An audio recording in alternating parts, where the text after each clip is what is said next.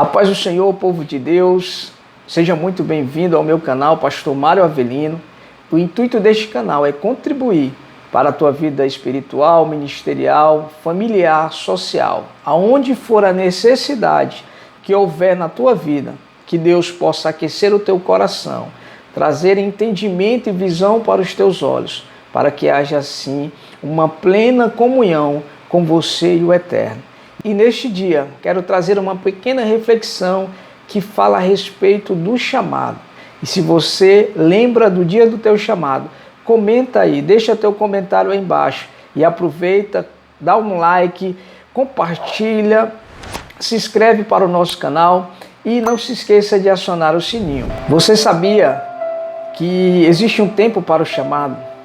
Antes da formação, na formação e depois da formação. Antes da formação, a gente encontra um texto lá em Jeremias, capítulo 1, e o versículo de número 5, onde relata: antes que eu te formasse no ventre da tua mãe, eu te chamei, te conheci e te separei as nações. O próprio Deus, antes que Jeremias fosse formado no ventre da sua mãe, ele já tinha o chamado, já tinha o escolhido. Esse é o primeiro tempo de um chamado para a vida de um homem. O segundo, lá em Gálatas, capítulo de número 1, versículo de número 15, a gente vê Paulo dizendo que na formação, no ventre de sua mãe, Deus o chamou. Esse é o segundo tempo para um chamado de um homem. E o terceiro tempo para o chamado de um homem é já depois da formação. A gente encontra o texto lá em 1 Samuel, capítulo 3, a partir do versículo de número 3, nós começamos a ler a chamada de Samuel. Assim como esses homens foram chamados, talvez você aí esteja pensando, eu também fui chamado por Deus. Mas assim como eles não exerceram seu chamado logo de pronto, existiu um período, existe um processo. E todos esses três homens passaram por este processo. Primeiro processo, Jeremias precisou ser capacitado. Jeremias estava capacitado e preparado para exercer o sacerdócio, mas Deus já tinha dado Jeremias como profeta. E para ser profeta ele precisava agora ser capacitado. Jeremias quis se esquivar e dizer: Senhor, eu sou moço, não tenho habilidade. Mas o próprio Deus disse para Jeremias: Jeremias, não temas, te mandar, tu irás, e o que eu mandar, você falar, você falarás.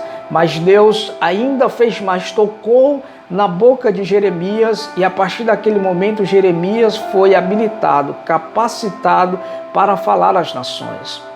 Esse é o primeiro processo. O segundo processo está na vida de Paulo.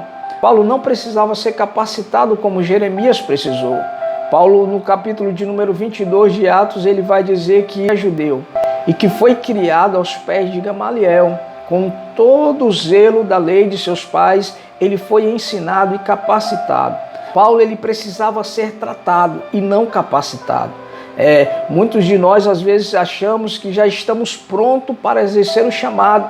Mas Paulo, com toda a sua capacitação, com toda a sua letra, ele precisava passar pelo processo do tratamento interior, tratamento espiritual. Esse é o segundo processo na vida daqueles que têm chamado. E o terceiro processo é o processo na qual o garoto, o jovem, a criança Samuel precisou passar, que é o processo do ensinamento. Samuel precisou ser ensinado para quando chegasse o dia da execução do seu chamado, ele exercesse com excelência o chamado de Deus na vida. Talvez você que está aí me ouvindo, me assistindo, você tenha um chamado esse para pastor, para evangelista, para missionário, e você às vezes se pergunta, mas por que ainda não estou executando o meu chamado? É porque você precisa passar por alguns desses processos, ou o processo da capacitação, ou o processo do tratamento, ou o processo do ensinamento. E se você já está em um desses processos, saiba que Deus te chamou para essa missão, saiba que Deus te escolheu e está te preparando para que você vá e faça com excelência essa obra maravilhosa, na qual o Eterno preparou para cada um de nós. E se você gostou do vídeo, se você gostou dessa reflexão, não esquece, coloca teu comentário aí embaixo, dá um like, compartilha, se inscreve no canal. Deus tem te escolhido para que você faça a diferença nesse tempo chamado hoje. Que Deus te abençoe, que Deus te guarde e não esqueça, eu quero te ver na glória. Um forte abraço e até a próxima.